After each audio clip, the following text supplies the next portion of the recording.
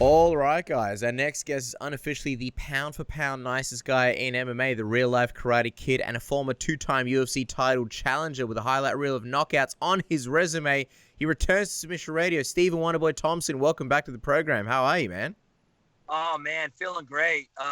In the process of moving into our new gym, so sorry about that, guys, by the way. But, we're hanging out, man, having a good time, healing up from that last fight of mine, obviously.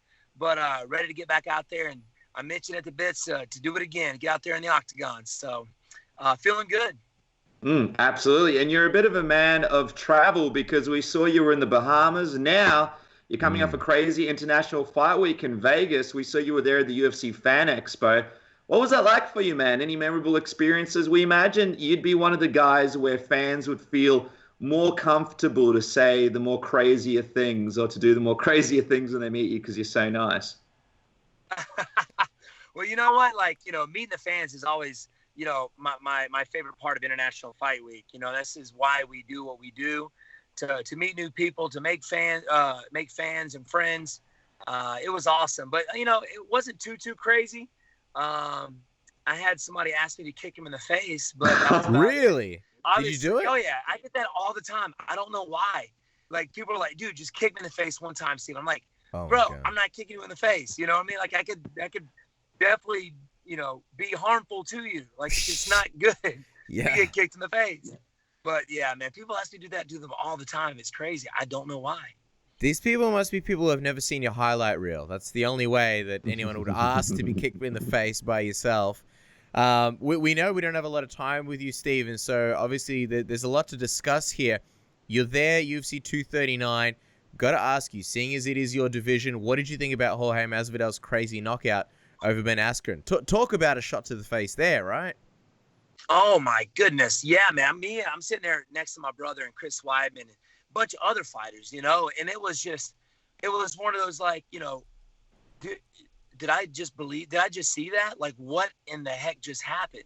And I mean, the whole crowd, and I loved watching the YouTube, clip of Joe Rogan and those guys sitting cage side. I don't know if y'all seen it yet, but they go crazy, and you hear the crowd behind them. Obviously, I'm one of the crowd going crazy, but it was just, nobody expected that. And what's even crazier is that he planned for that. Like, that wasn't a fluke thing. Like, he knew what he was doing. I don't know if you saw the clip of him actually practicing that in the cage or not. Did y'all see that? Yeah. He knew what he was doing. You know what I mean? He came out there. I mean, he's done a lot of studying. Obviously, Jorge Masvidal is a very intelligent guy. Me facing him, I think it was a year and a half ago, 2 years maybe. I fought Jorge Masvidal at MSG. But he's a very smart guy. He's got a good crew around him. So he knows that, Ben Askren walks forward and he shoots. He walks forward and he shoots. He walks forward and he shoots. And when he ran out there, nobody expected it. Ben didn't even expect it. If you go back and watch, he kind of ducked his head and was like, oh, my God, I pray to, I'm going to get this done. It was so fast. It was probably just a reaction for him, And, we've all been there.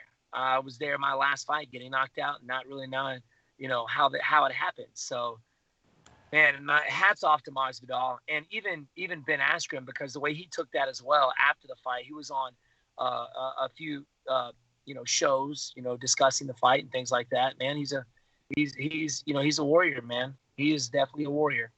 Well, I'm just curious, what did you think of Jorge's post-fight celebration? I think people were kind of divided. I think a lot of people kind of thought, you know what, there was so much talk between these guys. It's understandable. Some people thought, maybe Jorge shouldn't have done that. You're probably one of the nicest guys in the sport. What did you think of that?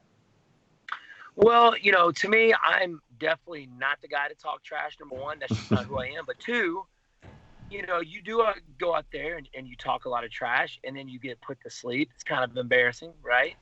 But then again, Ben Askren knows how to play the game. He knows how to sell a fight.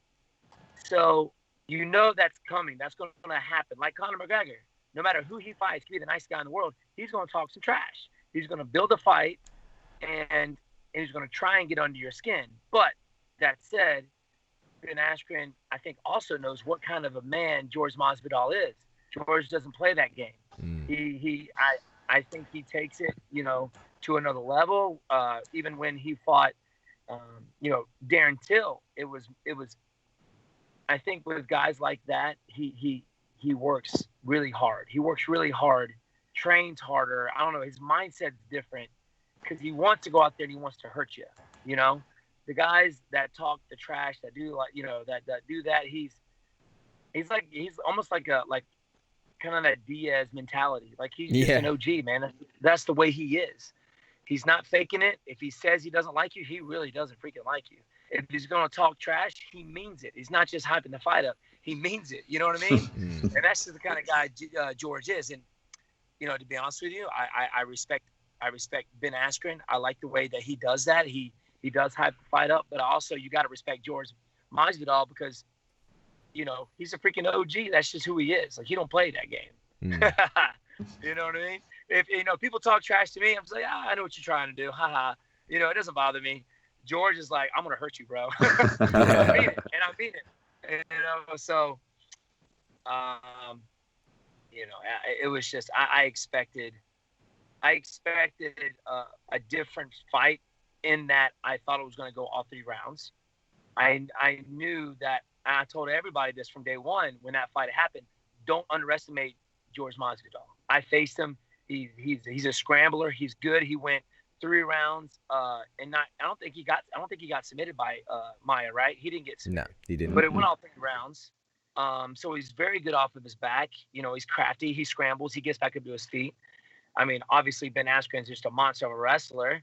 I mean, would Ben out scramble him? I don't think so. But he does. One of his best friends and sparring partners, I believe, is Colby Covington, one of those grinders and good wrestlers in the UFC. So he's got great sparring partners. I thought it was going to be a crazy fight. I didn't know it was going to go that way.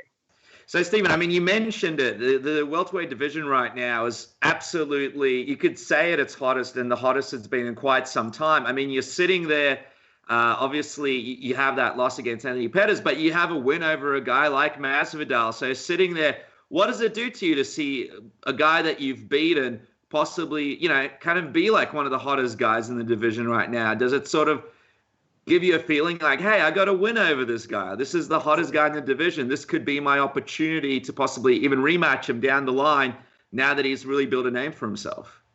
Oh, 100%. I mean, 100%. Watching him go out there and do his thing, knowing that I've defeated him, definitely puts a smile on my face. You know what I mean? I like to see him, a guy that I've already beat, do well. But at the same time, I could be facing this guy again in the future. Not only that, but a guy that came off of a loss, and he's made some spectacular knockouts, spectacular wins. After a guy losing and seeing him come back like that is always one of those inspirational type deals. So I'm kind of in that boat. I've won one of my last 4 fights maybe. So it's I know I'm better than what my last fight showed. I was out there beating him and I just got caught, but I know I'm better than that. And I, to be honest, that last fight has really lit a fire in me, just to get back out there and put on a show and train as hard as I can. And, because for a while there, you get to the point where training you're just training. Cause I've been doing it my whole life. I've been fighting since I was 15, and training it just becomes training. You don't have that I don't know, that flame. You know what I mean? That flame that's I'm gonna beat the shit out of this guy next guy I fight. And I have that feeling again, man. And I think it's because I've never been knocked out before, and it happened. So I want to come back just better than ever. There's no reason why, and it still kind of gets me to this day. Why did I not see that punch coming? Why? Normally I see that. Normally I see all of that. Why didn't I see that coming? And I like to tell myself it was because I was a little bit more square than usual, but that's just an excuse. So I should have been in good position. I shouldn't have been out of position, and that's my fault. And I know I'm better than that. So I want to show everybody I'm better than that. So yeah, man, to see a guy like George come from a loss for me, come back and smoke his last 2 dudes is super inspirational. Mm. I know what you mean, because you mention it like the fire is lit, and you mention the fact that there's so much going on in the division. Do you think a part of it also has to do with the fact that for a long time everybody always spoke about how you'd be the next champion, how you're one of the best guys in the division, but then after you lost the fight with Anthony, it kind of seems like in a lot of ways people aren't bringing up Stephen Thompson in the division as much. Like they're talking about Ben Askren, they're talking about Colby Covington. It's like it seems like a lot of fans have sort of written you off and were like, well, Stephen Thompson had his run and now he's 36 or 37 and he had his turn at the title. Is that something that kind of gives you extra motivation to show them, hey, I'm still here, and this Anthony Pettis thing, this Darren Till thing, all these losses, this isn't where it's going to finish? Oh, you know what? It's really not so much that, for me, it's like I don't consider myself a 36-year-old. Like I don't feel it. I don't feel the age. I feel like I'm 20 freaking 5, to be honest with you. So it's not really much my age, but it is the fact that, hey, when you're not winning, people forget about you, man. If you're not in people's eyes, like I saw with Masvidal, like his knockout with Darren Till, and now this knockout that he has against Ben Askren, like he's blowing up. Like it's like, what the heck? His fan base has gotten really big, which is cool. It really does. It's really not that important, but when you've been losing and you just got knocked out, yeah, man, it's funny how fast the fans forget about you. So it's like I want to get back out there and let everybody know that I'm still here. I still want to be the best. I still have the talent. I believe I still have the talent to go out there and fight for the title again. I'm ranked number 6 right now. I don't know where I am now. Actually, I got to go back and look, but I know I can fight for the title. I know I can beat these guys. I've already beat Masvidal, and he's beating these guys. You know what I mean? So I know I can do it. So it's more of like to prove to myself and to the fans that I'm still here. Like I don't forget about me. And to myself, I'm like, dude, after my last fight, I wanted to jump back out there in Greenville, like so bad. I wanted to jump back out there and be like, guys, that wasn't me. I'm better than that. But then that's why I have coaches there that say, hey, Stephen, you're not fighting in Greenville.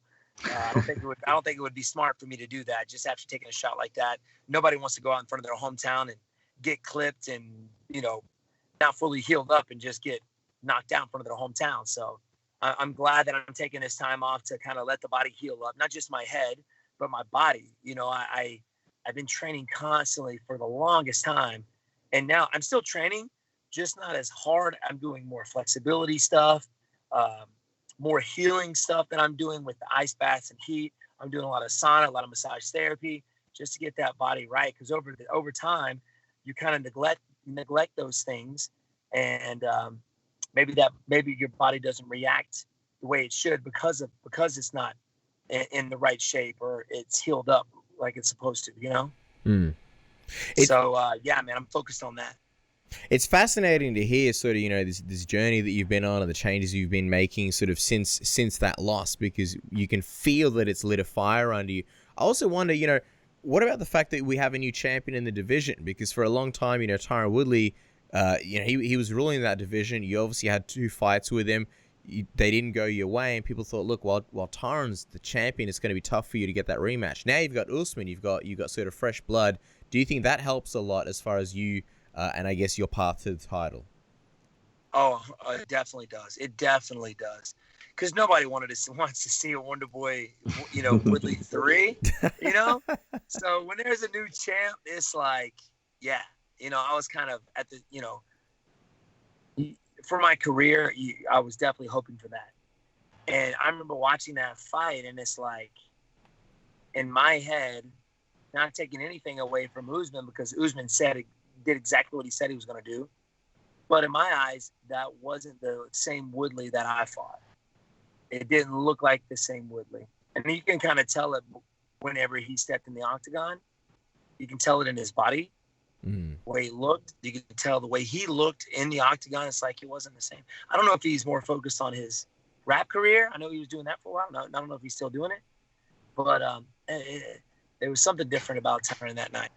So, but that said, even now that there's a new champ, and I have no problems with Usman. I think he's a great champion. I think he's motivated. He's fresh in the division. Like, he's hardworking. He's a family man. I think that's great. I think he's a great champ. I told him that the other day. I was like, man, I saw my international fight. I was like, you are a freak. You're a great champion. You know, you hold the title very well. But I'm not giving up on him, my friend. What did he say? What did he say when you told him that? No, you know what? He smiled at me. He was pretty cool. He's like, yeah, I appreciate it, man. Thank you. And it's funny how a lot of people think, you know, because we are in the same division that, you know, we're not supposed to like each other. There's a lot of guys in our division. We see each other all the time. You know, we're cool. I see Tyron. We're cool. We had a dance competition a year ago at International Fight Week. We had a dance hall. It was, you know, we're just chilling. So yeah, man, it was cool. I'm glad to see, you know, that guy, you know, be champion. I think he wears the title very well, you know. So it's cool to see it. But you know, in my head, like, I could be there. You know, I could be there. I've got the talent, and you know, and that's something my dad sees in me, and he tells me that all the time. Like, listen, man, these guys, you could be champion right now. You know, you beat Masvidal, and you see Masvidal beating these guys. You could do that. You got better talent. You know, you're faster, you're long, you got better striking. You know, you wrestle, everything's improving. You could be there. So I guess in a way, he's telling me, you know, let's not give up on this. You know, and there's none of that in my head, but I think it's kind of a reassurance that my dad is just being dad. You know, you can do this. So he tells me that a lot. He sends it to me through text, you know, with a little, you know, smiley face, or, you know, dad being dad. I heard you one time talk about, you know, the importance of spending time with him, because obviously he didn't spend much time with his dad. So it's nice to sort of see, you know, those kinds of things coming through. Just sort of wondering, while we're talking about, like, you know, the division and stuff, obviously Ben Askren, I guess his stock in a lot of ways went down, and for a long time the question was, how well would he do in the UFC? And you know, we're starting to get some answers about that. What was your biggest takeaway, I guess, about Ben sort of after this weekend? And because he's a guy that, you know, people were sort of looking forward to maybe seeing you fighting at some point. Yeah, you know, and that could still be a possibility down the road. But yeah, I mean, Ben Askren, he's a very strong wrestler, and he's probably the best in the division, I think. You know, the places he's been with it, you know, the people he's trained with. But then again, you know, when you're in the fight game like this, some of the other things you have to improve on. It can't be just wrestling all the time, you know? So you got to continue to work on your strike and get better at that. His wrestling and jiu-jitsu is ridiculous, but every fight starts on your feet. You know, you saw the first fight, I thought he got knocked out. Man, I thought it was over at first, but dadgum, Ben Askren, even though he got knocked out this weekend, he's a tough boy. Golly, he's a tough boy. And that's what wrestling does. We wrestle your whole life. You got to be a tough dude to wrestle. Like, I get most of my injuries wrestling. You know, my neck, just stuff aches all the dang time. Like, dadgum, I don't see how you've been doing it since y'all were, you know, 3 years old. But, you know, he had the first fight in the UFC with Lawler. I thought Lawler was going to finish him, you know. He got tatted up. He got, you know, I thought he was knocked out. And then next thing you know, it was that controversial submission. But then, you know, watching that, it's like, you know, you got to work on your striking, man. You know, you got to work on your movement or something, your head movement. You can't just walk forward. And, you know, Masvidal just took better advantage of it. He knew exactly what he was going to do. Come forward and shoot. And he ran into a knee. So, I mean, I don't know what his training sessions are like, so I don't know if he does a lot of striking or anything. But, you know, if I had to work with him, I would definitely work a little bit more on his movement. You know, his fighting stances, his head, you know, some head movement, just to work on. Because movement's everything, man. Movement is everything when it comes to the fight game. You just stand there in the octagon. That's with anybody. You're going to get caught. You got to move in and out. You got to work your angles to set stuff up. But, you know, I think these guys know that. They're professionals. So, you know, my hat goes off to Ben Askren for real, because after that knockout, the way he came after it was pretty legit. Again, it's definitely awesome. So we may be facing each other in the soon. You never know. I talked to Sean Shelby not too long ago, and at that point, I think it was in Greenville, there was really nobody ready. I was looking, asked about Ponzinibbio, and I think he's got some kind of blood infection or something. He might be out for a while. Or blood disease. I don't know what was going on. And RDA's got a fight, and Darren Till, I believe, still recovering. So it was kind of like, so I'm just kind of waiting on to see some of these other fights finish and maybe go from there when some more of these guys open up. I'm curious about that. You mentioned Darren Till. I mean, I was going to ask you sort of when the perfect return date would be for you, but I mean, Darren Till, he just spoke to Jim Edwards recently. He seems like he wants to get back into it. Would that be a rematch that you might consider as your next fight, sort of a chance to fight him again? I think a lot of people believed you won the first fight in Liverpool. Would that be something that you might want to possibly run back as your next return fight, or are you focusing on possibly fighting someone else with a more winning record right now? I wouldn't matter. It doesn't matter. Somebody with a winning record. It'd be cool to face Till again for sure in the States. It's got to be in the States, right?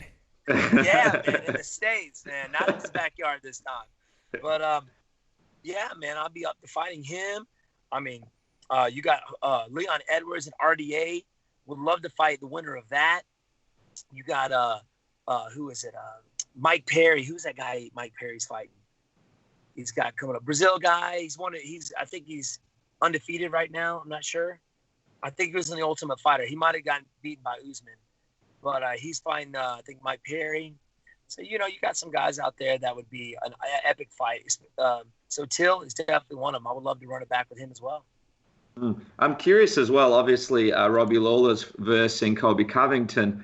If Lawler does beat Covington and doesn't get the next title shot, I mean, a lot of people sort of always have spoken about that Stephen Wonderboy Thompson, Robbie Lawler fight. Is that something you think you might be able to finally get? I hope so. That would be such an epic fight, I think. Man, I would love to face, and I've been, wanting to fight him for a while, ever since he was champion. And I thought that was going to happen, but it never did. And it kind of just stuck with me. Like, man, I would love to fight him. Because like Anthony Pettis, I've been a fan of Robbie Lawler since the Strikeforce days. When he was fighting at 185, just knocking fools out, bro. Yeah. And he's just a dang, like a Viking. Like, he's just out for blood, that guy. And I saw a different look in him his last fight with Askren. Yeah. I don't know if you saw it. Yeah, 100%. He's buddy as well. Oh, 100%. Like his last fight with RDA, and even when it was with Carlos Condit, he was just kind of like blah. He was Robbie, but this last one, he just had a fire in him, and you can see it in his eyes before the fight even started. Yeah. His body even looked different, like you said. So.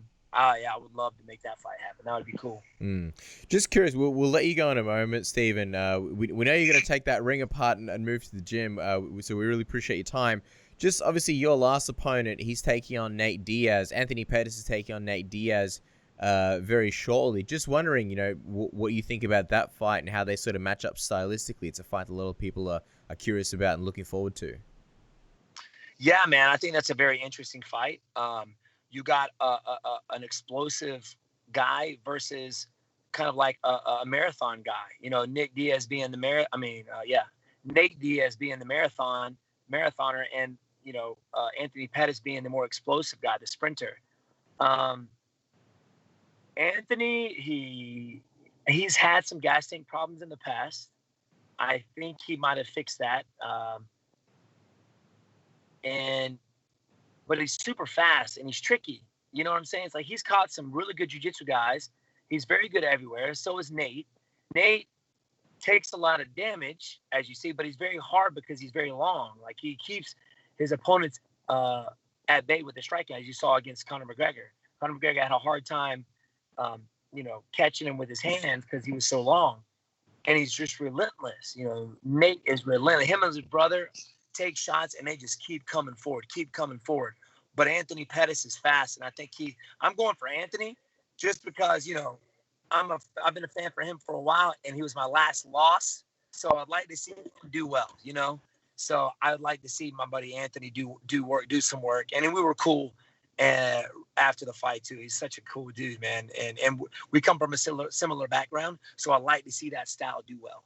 So, but it's gonna be fun. I mean, hopefully Anthony Pettis has a good gas tank, and I think he can out trick Nick Diaz. I keep saying Nate Diaz. But he's just got to watch out. Like he'll sit there and punch Nate to death, and Nate will just keep on coming. He's like a zombie. He just keeps coming forward, just punching. He beats guys with just overwhelming strikes, constantly, and he just breaks dudes. So, but it's been a while since he's fought. I mean, I don't even know how long he's been out. Several years, right? I think it's been a few years. I think his last fight might have been Conor. Yeah, right? UFC 202. That was 2016, I want to say. Wow. So it's been a while. So is Nate the same guy? We don't know. So I'm going with my man Pettis. Stephen, we'll let you go in just a second. Just a couple more things we want to mention. First off is, of course, your Twitch channel. People may not know, but you've got a Twitch channel where people can watch you play games like Call of Duty, and people know you as the nice guy around. But we hear there's actually you're a little bit of a rager sometimes when things don't go your way. Is there any truth to this? It is 100% true. Like, I don't know what it is. That damn game, it gets me fired up. Like, I will sit there and rage. Well, number one, I'm not that good. You know, I love the game, and it's a great way to actually talk with fans. I always get on. We always talk about the fight. And I get on with my brother Evan, who is a 185er. He fights. He's an analyst. He loves to break down fighters as well. My buddy Trent. I get on with Chris Weidman a lot. John Belante. So we get on. We have a good time. And other fighters too. My buddy Cody, who I train with. So yeah, man, it's Wonderboy. It's actually twitch.tv/WonderboyFaith. So check it out if you can. Come and join me. We call it the Fight Club. We hang out. We talk about fights. Y'all watch me game and rage. It's funny, man. It's fun. We have a good time. Just quickly, what happens when you rage? Have you ever broken any controls? I've broken a bunch of controls myself. I'm not proud to say it. Do you ever go that far? What happens when you rage? No, I've never gone that far. I just cuss up a storm. Wow. And but I'm not the only one. My brother Evan is way worse. He actually made it on a rage compilation on YouTube. Dude, he loses and he throws his controller. He's already went through like 4 or 5 controllers.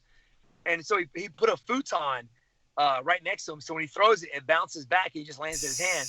But the last one, he missed it and poked a hole in the knocked a hole in the sheetrock. And he's sitting there looking at this thing. He's like, oh, shit, I'm going to die. Like, my wife's going to kill me. And it was funny, man. It was so freaking funny. And he'll rage. And next thing you know, you'll hear his phone like go bling. And it's his wife saying, shut up. Like, you know, he's got a big girl. And she'll come down and yell at him. It's funny, man. He's more of a rage than I am. He's the one who breaks controllers. I just cuss up a storm. Like, it for some reason, gaming gets me to that point. But it's fun, you know? It's another way, too. I've been gaming for a while. I'm just not very good at it. But it's fun. You know, we got a handful of dubs. But, you know, I'm more of a Call of Duty blackout. I do Apex, PUBG. I've never been a real Fortnite guy, but I will play it from time to time. But it's fun, man. You guys game? Y'all game? Oh yeah. Well, Casper's like a professional gamer. I haven't seen the guy lose a game he studies the manual, but I play Fortnite and I get destroyed. I get destroyed by 5-year-olds all the time. I was going to say, Stephen, not only the Twitch channel, but your YouTube channel, you've actually got a massive fan in myself and my family. We love the new YouTube channel. Dude, I feel like it's one of the biggest hidden secrets in MMA right now. I say that because we watched a day in the life of Stephen Wonderboy Thompson, a video I recommend everybody watches after they get off this interview, because your life is crazy, man. I don't know how you do everything that you do. Plus, fitting in an interview with us, the guy's driving a school bus around, picking up kids, dropping kids off, doing a million classes. Then you do these crazy technique videos where you break down how people can stretch. You broke down some footwork. Then you put up a crazy video of you and Chris Weidman training, and you mentioned how your neck is sore after wrestling. Dude, that was an epic video all in itself. I love how you were trying to do the switch on Chris Weidman, but it just would not work for you.